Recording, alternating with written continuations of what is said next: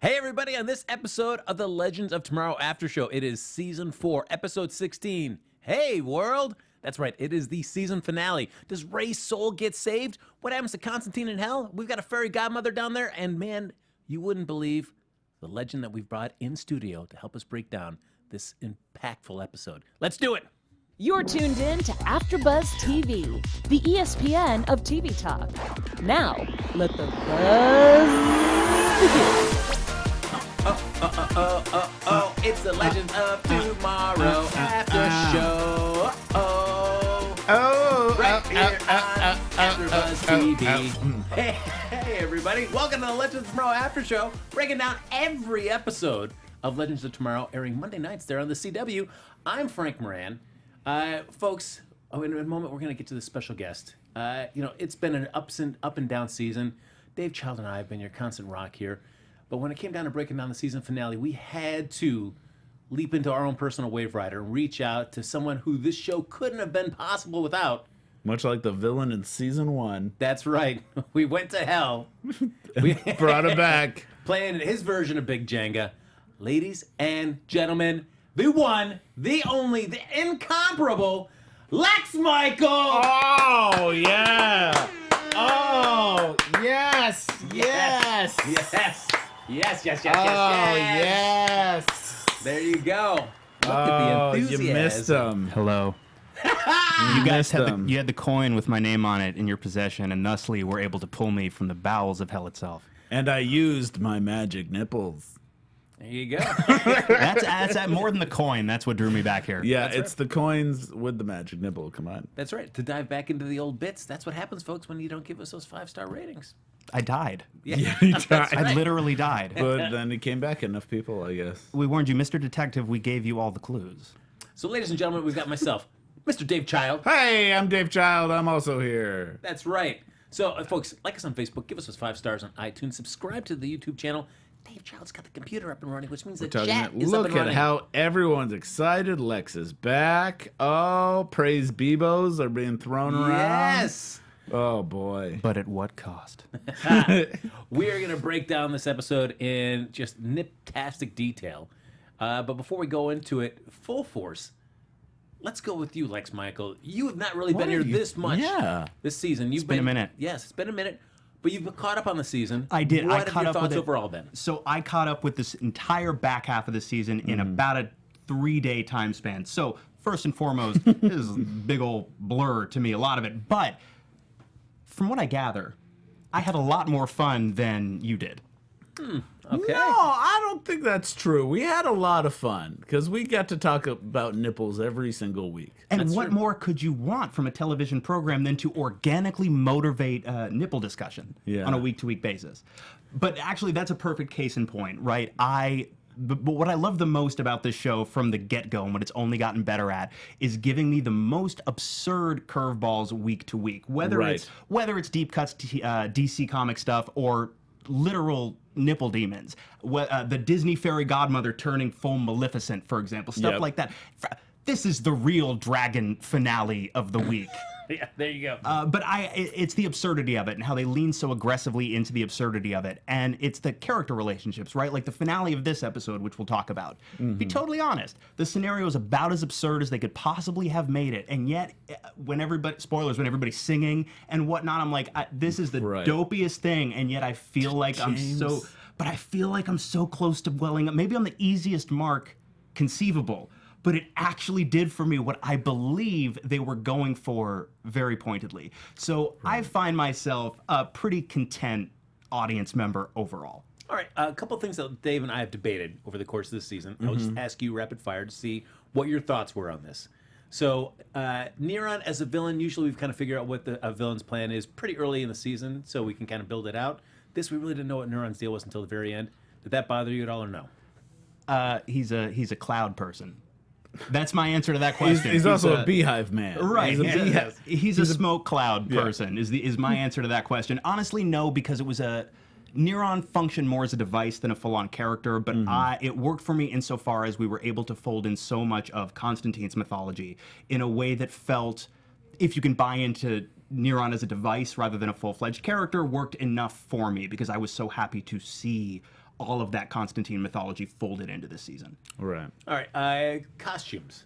Dave and I kind of differed on this. I felt there was certainly a lack of costumes and superheroics at display here. Until this episode. Well, until this, yeah, We okay. brought back the costumes Yes. in this episode. Did you miss the costumes this season, though? Be honest, I didn't really think about the lack of costumes until this moment. Interesting. All right. You didn't notice at all. Like, don't get me wrong, I'm a sucker for a good super suit, but if you're not going to give me super suits, they did give me nipple demons, Okay. which I feel is an acceptable trade-off. All right. Yeah. And lastly, would you want to see Constantine back again for another season? Yes. For me, unequivocally, yes. I love what they were able to do with that character as far as he integrated with the rest of the team. I love that Constantine is a perfect, he's a well-developed character, but also a device through which you can introduce the complete mystical side of DC Comics lore into this universe. But also, man, like the pathos of that character, right? The way we were able to mine his history, in my opinion, to great emotional effect. I would love to see more of that. Okay. Oh, actually, one last bonus question. Dave and I thought it was ridiculous in terms of Heyworld, where that was the biggest 180 that we encountered. How did you feel when like Heyworld was introduced and they brought in this kind of like device that they were then leading up to this episode? Sure. More like, okay, all right. Suddenly we're talking about him creating this zoo and that was the plot all along, was he wanted to bring in the evil creatures to create a wonderful, the happiest place in the vicinity.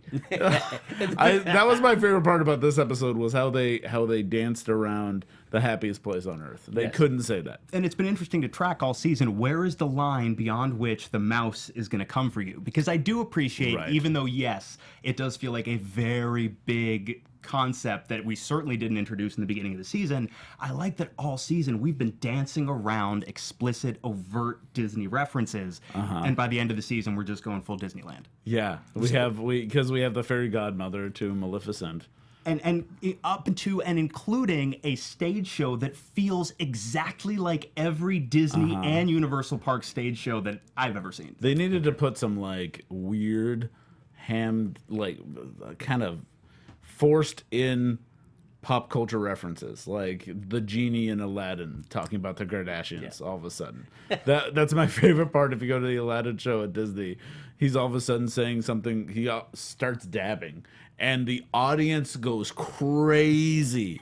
They don't need it to have context. They just throw in like, oh, that reminds me of the filter on Snapchat. Wow! It's amazing. They needed some of that.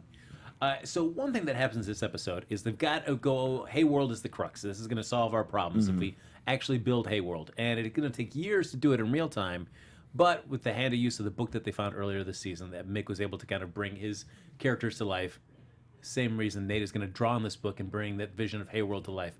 What I really wanted That was a good device. I actually thought bringing back the book was like... It was good, but what I really wanted to see was like, because Nate is not an artist. No. I wanted to see, like, when he draws it, it's just all, like, crudely... Yes! Welcome to Heyworld. It makes it, like, far worse than it's supposed to be. Oh, this is so disturbing. No. Don't draw, Nate. Please don't draw. Find somebody else. Yeah, that would have been great. I also felt like I knew where this was heading, because after a while, you just start to realize, oh, this is just Ghostbusters 2. We're just at Ghostbusters 2. This is going to end with a song bringing people together, and then maybe the Statue of Liberty is going to start marching around. And But that doesn't quite happen. how blissful would it have been if instead of the James Taylor, they ended with the Bobby Brown song from Ghostbusters 2? Yeah, that would have been much better. The like, lift you up, I'm taking you higher. So, carry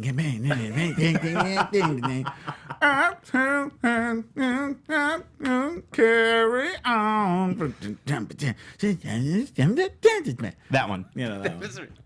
so Dave and I have been speculating for the past couple weeks that, hey, maybe by the season finale, God. when they're in hell, we are going to see Damien We're gonna Dark. see. Yeah, it's going to be like such a good place to set up. Suddenly we're gonna see this character from the way back that we haven't seen in a while, and we have Nora there, We have Ray there, and suddenly they meet Damien Dark, and they have to have this big, like, emotional comeuppance. You know, it's all there. Yep. Vandal Savage playing Jenga. Vandal Savage playing Jenga. I did not see it coming.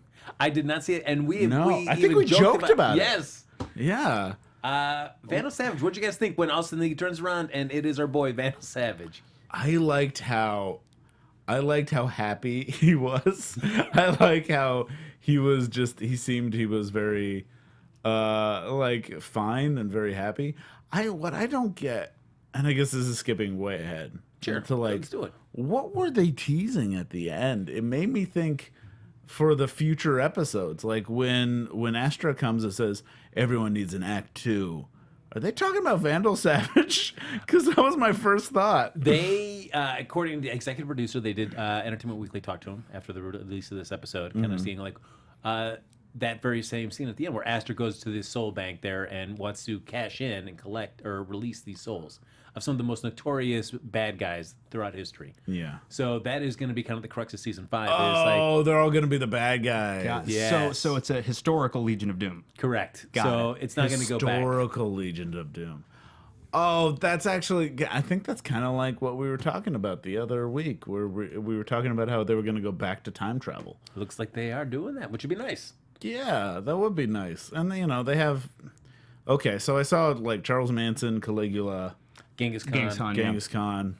And, I mean, there's a whole boatload of coins that she dropped down there. So it looks like we got plenty of bad guys. What I do like about it, though, since it's got the Hell connection, that it still keeps an obvious reason for Constantine to stick around next season. Yes, very much so. Right. Yeah, so right. you can get your time travel, but it still has enough mystical component to it that it doesn't seem odd that Constantine's still Yeah, hanging and around. they can be scattered around the timelines, but they still have to go back to Hell in the end. Yeah, and Hell, like as we talked about in previous episode, is just the arrow set, as we discovered. Well, it's basically just that. But, 10-second side tangent for Lex Michael right now. Yeah. Hello. Constantine's, what he wears, what do you consider that? Is that wardrobe or a costume? I don't understand the premise of the question. Okay, here's the premise. We were talking about how there's been no superhero costumes this entire season, and I said, Got it. there has been one, and I think it's Constantine has kept his superhero outfit, because that's all it is. Honestly, with a character like Constantine, I feel like that line blurs to the point where there is no difference. With every other character with a designated super suit, now I get the question. Yes, there is wardrobe, and then there is their costume. Like in this episode, like many, Nate, you see him in his street clothes, and you see him in his steel outfit, right? With Constantine, the two are one and the same. So Constantine's the paradox. Constantine, if you have the Venn diagram, Constantine is the center of the Venn diagram. So it looks like we were both right, Dave. This is what Lex does. He All I tries want- to blend. I just want peace. Folks, before we dive further into the show, just want to say thank you for watching. Yeah. I mean, we know if it wasn't just for Dave and I, which, sometimes is enough, but for this special episode with Lex and Michael, I mean, we were giving back to you fans for making sure, for thanking you for watching us so often. But we're also asking for a little bit of extra help as well. So if you could like us on Facebook, give us those 5 stars on iTunes, subscribe to the YouTube channel there, give it a thumbs up while you're there, and get involved in the conversation. So no matter where you're watching or listening from, get involved, share your thoughts. Dave Child's got this chat room up and running. He loves what you're saying in there. Yeah, I love this recent comment from Mercenary X84 is that it looks like Nora has a costume too. That's true. And arguably a legacy character, because there was a fairy godmother before her, and now she takes up the mantle. Very true. There you go. So, folks, thank you so much for watching us. And even though we're not going to be back into 2020 for Legends of Tomorrow, continue to watch all the other fine shows that we do here at AfterBuzz. I know Dave Child's got many more that he's going to be doing this summer. He's going to reveal what those are at the end of the episode. Oh boy. Can't wait. Can't wait to hear. Can't wait. All right. So, speaking of the fairy godmother, so we saw last episode Nora falls for the real fairy Tabitha's, I guess we'll call it. She still has it. Yeah. So, curious. But what I thought is, like, does that override her existing power set? Because Well, it makes her more powerful too. Because like she was in hell and she was relying on the wand and then it would crap out on her. But she still has her Damien Dark powers, right? I also thought that the whole thing is if a witch accepts it, then you can kind of pass it over. It's the end of Aladdin with the lamp sort Yes. of thing, right? I actually got worried that like all of a sudden we're gonna have Constantine as the fairy godmother, because at one point in hell she just passes over the wand and he grabs it, and you have to be a witch and you have to have the wand.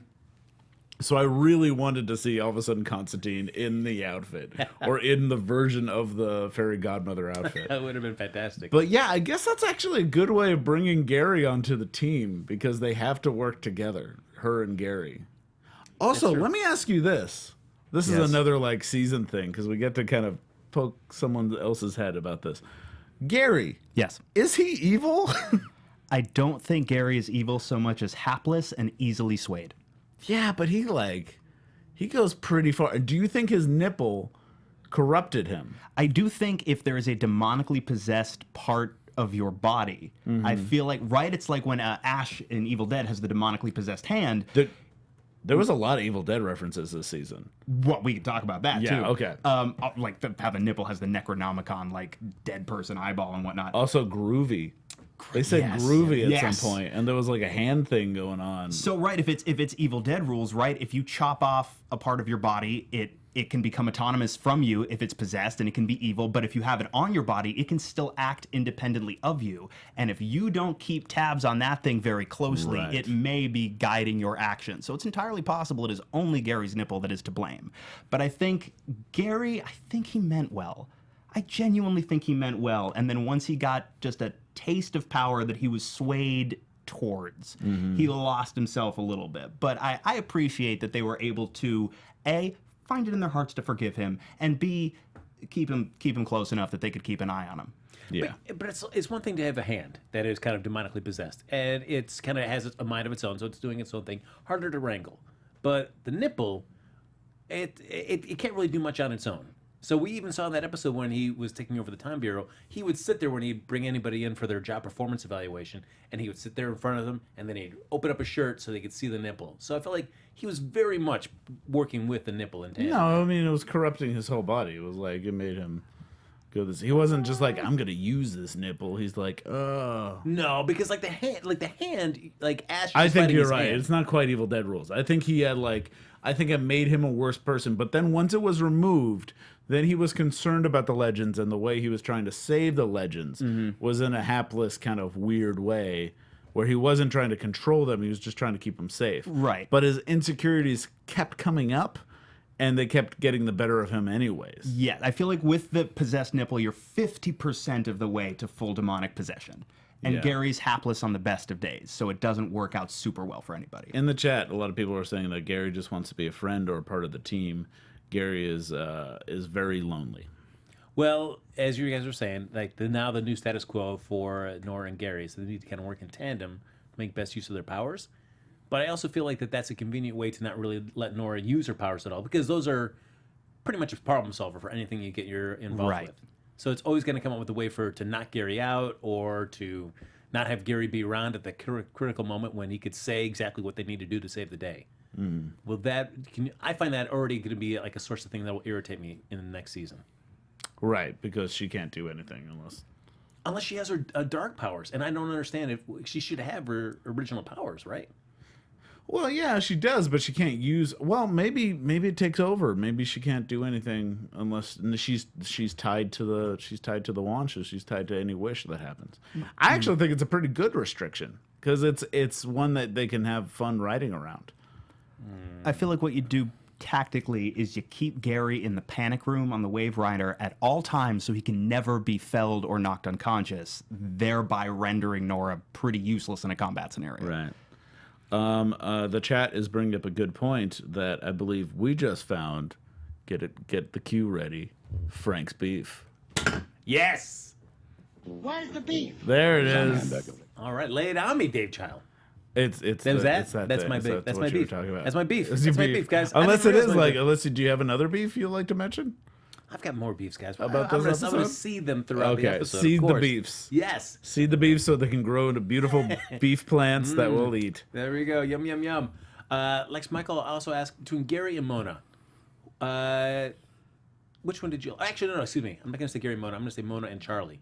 In terms of either of those characters, I feel like I have enjoyed Mona much more over the course of the season. I feel like I've gotten to know her and of Jordan Moore as a character. I can't understand where she's coming from. Charlie, I feel like she's been a cipher this What entire are your season. thoughts on Charlie? Okay, this is comparing the two is a little bit difficult for me because the characters are totally different and seem to be the intention behind them is completely different. Really did enjoy both. If you're going to conclude Amaya's character arc in the previous season and you want to keep some version of her around because of the energy and the chemistry that she has with the rest of the cast, how do you do that?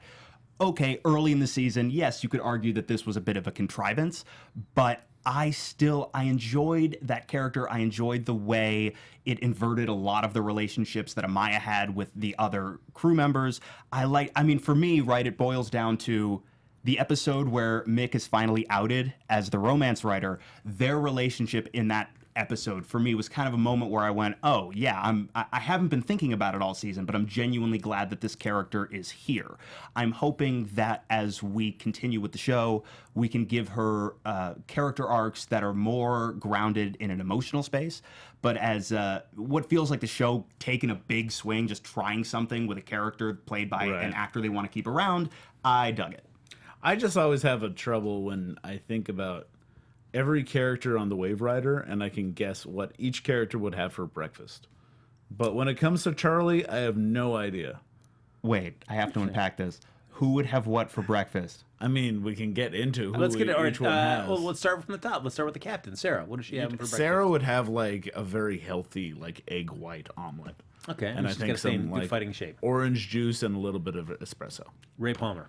Ray Palmer would just have like pancakes. Yep. It would just be pancakes and then like sugar cereal. Cereal, yep. Okay. You know. Nate. Nate would have like, I think a very like, would have the eggs and bacon side of that. Like there's the pancakes that Ray would be having, and he would just have like the eggs and bacon stuff. That's sort of like the all-American kind of breakfast. Yeah, all American kind of feel to it. Got it. All right. Mick Rory. McRory would just be sausages, like a lot of sausages and a beer. It's really easy, like because we know these characters enough that we can say this. Charlie, I'd be like bangers and mash, mate, because she's British, and that's all we know. That she steals from the garbage. You know, it's like because she likes heists. I know nothing about. I can't say anything besides that. You know, it's weird. Zari would have like. Maybe a granola or something, like oatmeal granola. I was gonna say the same thing for like for Ava though. Ava's very granola, I think, but I don't know about Zari. Zari would be a little difficult. Maybe fruit, like a fruit salad. She's a fruit salad with yogurt. That's it. Like a parfait or something. Yeah. All right. Yeah. Speaking of Zari, this season we saw the evolution of a romance between Nate and Zari. Which takes an unexpected turn at the end of this episode.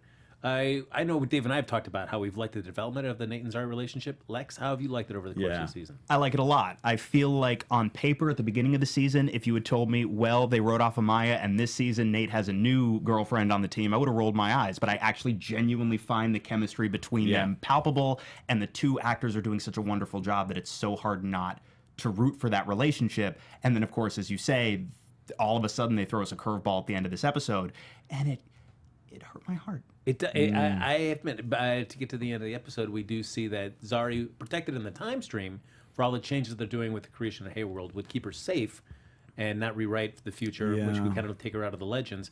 But because of what happens with Nate, she does go out to help him. I also kind of like that they're just addressing that. I feel like that's like time travel 101 stuff that I want to see addressed. Like, do people forget who they are? Do people change? Is there now we have this whole like Buffy's sister situation with this guy that's just popped into the whole thing. You know, it's like they have a history with him. We don't know what that history is. Very true. He's been a part of the team, and we don't know how. We don't really know what that is. So that's interesting for me. And I also know that Zari's still out there. And somehow, as an audience, we know about this stuff, but the characters don't know about it, the relationship. And what's interesting is that she would still be in 2042. So they're in the future, so it's not like they can just run across them. Well, they can if they just go back. To go visit her. And, you know, the brother, whose name I forget, but I think it's Barad, according to the chat. But and they do ask if Barad took Zari's place, does that mean that he and Nate are together now? I don't believe so, RabNerd28, because of what he says in this, which is like, there's a bit more pelvis in that in that hug than usual. And I think, pelvis is the sign of true love. So I feel like he's uncomfortable with that love, at least. So no, I think it's...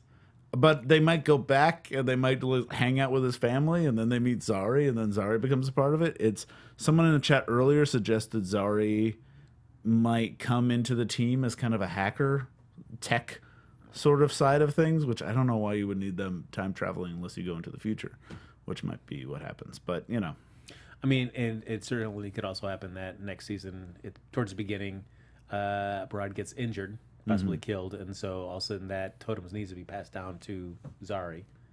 Right. But, of course, not having any of the connections already established, it's kind of, can we refine that love again? That would be a very cheap way of doing it, but I wouldn't put it past the show, which I don't think that's not a diss. That's just what the show sometimes does, and they have fun with it. That little, quick maneuvers that feel like it's episode to episode. One thing about this episode that I liked was the fear kind of siphon that's happening. I kind of wish they seeded it earlier in another episode, because it felt like they were seeding the soul idea, the soul coins. So I thought it was going to be like he's got enough soul coins to purchase hell or something like that. It feels a little boring, and I think they wanted it more Ghostbusters 2 than The Big Short. But it did kind of feel like they were building that up and not the fear thing. I wish there was something they used in the previous episode that they fueled something with fear to kind of see it. True, because it also kind of makes me feel like when you watch an episode where they kind of like, this is what the plan is. We figured it out. He wants souls. If they click to this user agreement, he's got their souls, and then he's going to become the ruler of hell. To all of a sudden go to this episode like, he doesn't really care about that. Like, He's in a fear. Like, what? Well, why did you even make this such a big point of the last episode? Yeah, then? it felt like it was kind of like an episode to episode thing. But still the fear stuff was good. The singing, I think I agree with you. I get angry when that stuff works. When someone dies and there's a song, right? And I feel a little teary-eyed. I'm like, this isn't right. You're sitting I'm there smarter going, than this. Am I dumb? Am I dumb and bad? That's why I never will watch those Dog's Purpose movies. I can't do it. I can't do it. Those are those are for sure going to work. When I see one of the billboards, I'm like, I gotta look away. Shit. Yeah. Well, we see Constantine realizes like, hey, if we can, the deal that Ray made for Nora to take over his body was good though. That was smart thinking. That was a seed that was planted way early on. Yes. And I do wish we kind of knew Constantine could have that face switch thing. He's never used that before. Yeah, why did we need Charlie then? Why wouldn't we need Charlie? If he could disguise himself as anything, there's no need for the shape changer in the group. Which is very funny. But they realize that since if Nate gets killed by Neuron, all of a sudden the deal that they made is forfeit. He gets expelled from Ray's body, and then Constantine can take care of him. So you kind of see that planted towards the beginning of the episode, and Sarah's all big about, I'm not losing a legend on my watch today. Nobody's dying. But you feel like that's too much of a juicy nugget not to get tied into, so they do tap into the end of it, where Nate and Constantine do a switch. Yeah. And Neuron ends up killing what he thinks is Constantine, but turns out to be Nate. And we get what we've been expecting for a very long time. Yes. Which is Ghost Hank. We get Ghost Dad happening here. And that was kind of nice. I kind of liked it. I did too. I was a softie for that whole last sequence. It's much like the singing, where I sat there going, I cannot believe this is working on me so well. Yeah. Yeah. Just them getting to say goodbye to each other. You know what I mean? Yeah, well, dad stuff always works on me. Dude, me if too. you have if you have any dad issues, you just put a dad in and a father-son dad thing, and it always works. That's true. Yeah, I mean, especially when somebody's taking him so abruptly, and you don't get a chance to resolve some of the issues that you may have had, or say how you really feel towards that other person, to be given that opportunity. Right. I am a sucker for that. Right. Anytime you do that in a Just to story. be able to say, I love you, it's okay, goodbye. Yeah. Yeah. Right. So it works out, and they realize Tabitha's staff, which was collecting everybody's fear, using all the various monsters around to scare them, can also harness hope and love. Mm-hmm. And so we get a big sing-along. We're just like, everybody, if you want to see him live! It's like some kind of weird circus freak show. Really you want to see him live? though. Do it! That felt like the most live show at Disney World of the episode. It kind of is great that they kept building up this Disney thing, because even someone in the chat mentioned that they just Tinkerbelled him back. That's right. That's all it was, and that's kind of great. It's kind of a great way to do that. One other thing that we've got going on to all the CW shows this, for their season finale has been the lead into Crisis, the big epic 5-part crossover happening next year, which is actually going to be split at the beginning of the winter hiatus and then right after the winter hiatus. Those 5 episodes are kind of get cut. Right. 2 and 3, or 3 and 2, one of the combinations there. It's just cruel. What I did like is that, much like the comic books leading up to Crisis on Infinite Earths, there was like a year where you'd see the Monitor pop up in various different titles. This was the best time to put the Monitor in. Yeah, he did not like their show. Best cameo. I just like how he's like, no, No, like all I could think about for the rest of the episode is where's his column for Vulture? You know what I mean? Like, where can we give him the arts criticism sections of the New Yorker, for example? Until the dragon came in, then he's like, all right, and then he starts eating popcorn. That's so good. That's great. It was a nice touch by the Legends. If you're going to touch Yeah. the Crisis, and the fact that you really weren't involved in the last crossover, this is a nice way to kind of give a nod that you'll get involved next year In the next one. in a playful way. And also just we should talk briefly about, I love the fake out about, I didn't see any ads for this, but I'm sure they put like all the Trinity in the show. That's kind of nice that they have this fake out of like them pretending to be the heroes that everyone kind of knows about. Yes. And then, talking about, well, no one showed up. I guess we should have done the crossover. That made me happy. But it also made me, whenever there's a world-altering event in a continuity world where things are connected, I kept thinking like, well, don't they see there's a monster problem? I know they're dealing with their own stuff right now. Yeah, that's true. But still, there's still a monster problem throughout the whole world, right? For them to go, it's like, they all said no. Like, really? Right. Flash said no to you guys? No, Really? Oliver and Barry were like, we dressed as each other and you missed it. Yeah, I'm sorry. You didn't miss this cool, weird, we switch costumes. Felicity used to be engaged to Ray, right? Yeah, yep. And is now seeing all these, I'm developing a super ultra app that's like revealing monsters. Yep. When you press it, people come out of nowhere to take them. She's not, maybe we should address this? Like, my ex has gone insane? No, they didn't get to see my current husband dressed up as that guy. Well, because we know in this world, of course, Green Arrow and the Flash, both well known, and we of course know Supergirl because of all the crossovers and stuff. But she's not really established on the Flash and Green Arrow's Earth, Right. So it felt weird. I mean, of course, in the logic of this, if you're going to have somebody else play a member of one of the other shows, of course, it's got to be Supergirl. But it seemed Right. weird for everybody to be like really enthusiastic and like About wearing Supergirl? Supergirl shirts and stuff because like. Different universe. Yeah, they're like, they have no, like, who is this person? They Okay. saw her once, probably. Like, oh, that's a girl from that one thing, that crossover thing. She fought against those aliens, the Dominators, right? This is a good point by Ivan. We've been seeing your comments, Ivan. On the chat says that Nate's brain will be taking a beating because his mind will be wrestling between two realities. Remember when John went crazy? Well, the same thing could happen to Nate. His love for Zari will cause this. That's a good point. That's true, but I think But in the difference is Constantine Constantine deliberately went back to change stuff. Yeah, but still, it was his other self that was going insane. The one that was altered by the past. So it might be Zari going insane, too. I don't know. I guess we'll have to find out. But that's something they could go back to, yes. You get those time headaches. Cool. Yeah, those time headaches, all right? Yeah. So overall, comparatively now 4 seasons into Legends of Tomorrow, I don't think it's hard. I'd be speaking out of turn by saying the first season is our least favorite. Yeah, well, it's brought us all together, and we can't ever forget that. That's true. Listen, if you can run for many years and your first season is the weakest and you only get better, I feel like you're doing all right. Yeah. How does this stack up? The end of season 4 and season 4 is in total stack up against seasons 2 and 3. Which one was the Legion of Doom season? Season 2. I think that was the best one. And then it's been, and then after that, I don't know. I mean, the Bebo fight was a great finale. So season 3, all right. So season 3, and then this one, and then season 1. But I've been enjoying this season, so I don't mean to say like bad things about it. So I you just put, feel, like, 2, 3, 4, and then a long distance, and then 1. and then maybe 1. But Okay. I also like 1 still had its fun parts too. So I don't know. All right. Is my final answer. What do you think? Is that accurate? For me personally, I'm with you, but I feel like I would switch 4 and 3. 4 and 3. Okay. Yeah, I could see that too. I could kind of. I'm oscillating between those two. Because for me, there was something so incredibly novel about season 2 and building a Legion of Doom out of characters that you're pulling from other shows. Something about it was just so fun in a way that you can't match that unless you try to do the same thing again, in which case you still won't be able to match that.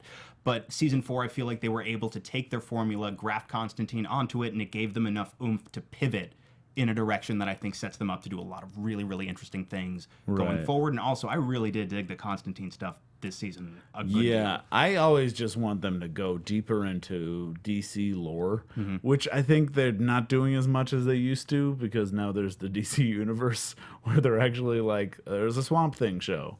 And I keep wanting like Etrigan to show up, because you're dealing so much with hell and you're meeting the Triumvirate and you're doing all this stuff.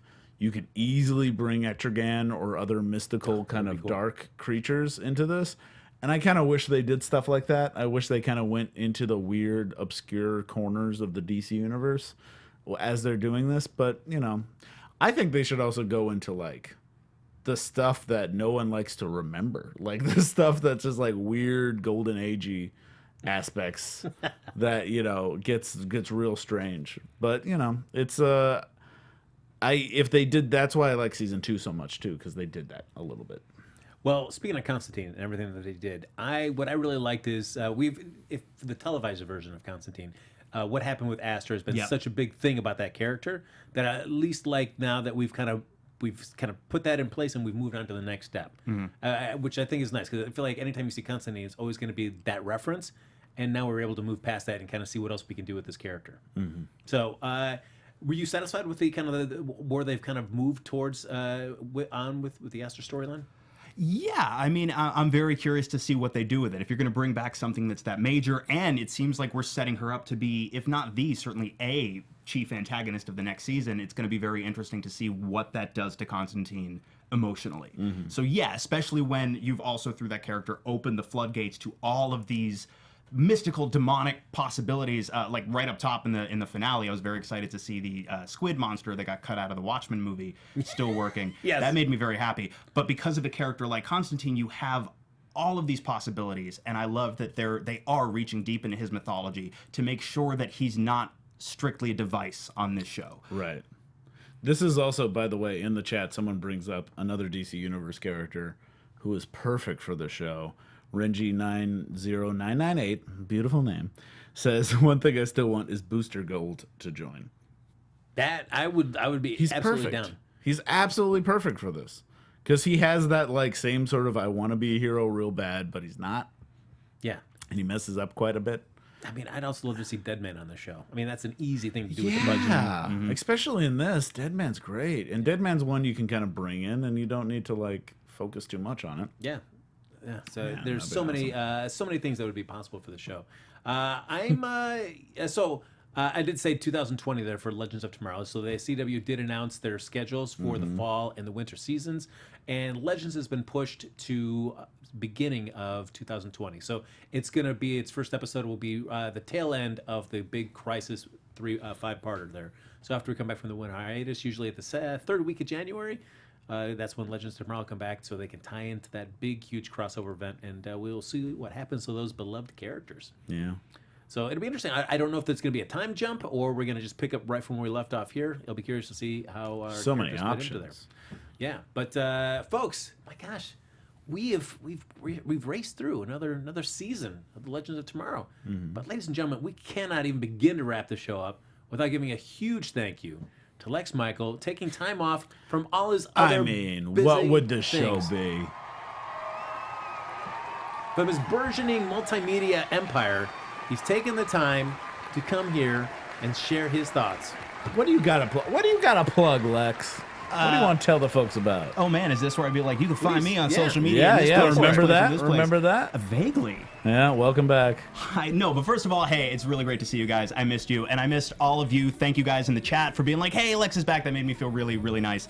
If you want to keep up with me, you can find me on Twitter and Instagram at @TheLexMichael, and also I co-host the Missing Out podcast with my good buddy Tari J. Miller. It is a place for people to share their passions, the media and experiences that have built us as people, why they resonate with us the way that they do. We like to call it the retrospective. That's introspective because we cute like that. You can find us on iTunes, Stitcher, Google Play, Podbean, on Twitter at Missing Outcast, on Instagram at Missing Outcast as well. Guys, thank you again for having me back. I missed you guys so much. I missed you guys so much. Keep up with me. I want to keep up with you. Mwah, big kiss. I'm going to keep you actually accountable right now, Lex Michael. What are the odds right now to the fans that are watching that we can get you back in here to at least break down the Crisis crossover with us? Oh, how could I say no? Yes! Oh. Yes. Oh. That's what I like to hear. And I'm Dave Child. You can find me at MR Dave Child on the Twitters and the Instagrams, or DaveChild.com. And if you're in the LA area in June, you can see me in a musical called Dogs, the musical. So if you like me, but you've always wanted to see me dance and sing about the fact that I'm a dog, come check it out. That's Yay! the pinned tweet on MR Dave Child on Twitter. So get the tickets while you last. Very limited seating. Ooh, what breed of dog do you play? I play a pit bull mix. Ooh, how much That's makeup is right. involved in that? I don't think very much, actually. I'm pretty pit bullish, as it turns out. That's true. So it's good. All right. Ladies and gentlemen, thanks for joining us here for this season of Legends of Tomorrow. Like us on Facebook, give us those 5 stars on iTunes, subscribe to the YouTube channel, and thank you, everybody, for hopping in the chat. Thank you for joining us all season long. Follow me on Twitter and Instagram at HappyGoJackie. Folks, we'll see you back here next season, which won't be until January 2020 here for the Legends of Tomorrow After Show, right here on AfterBuzz TV. Speed off! Nipple off. Something swampy. Our founder, Kevin Undergaro, and me, Maria Menounos, would like to thank you for tuning in to AfterBuzz TV. Remember, we're not just the first, we're the biggest in the world, and we're the only destination for all your favorite TV shows. Whatever you crave, we've got it. So go to AfterBuzzTV.com and check out our lineup. Buzz you later. The views expressed herein are those of the hosts only and do not necessarily reflect the views of AfterBuzz TV or its owners or principals.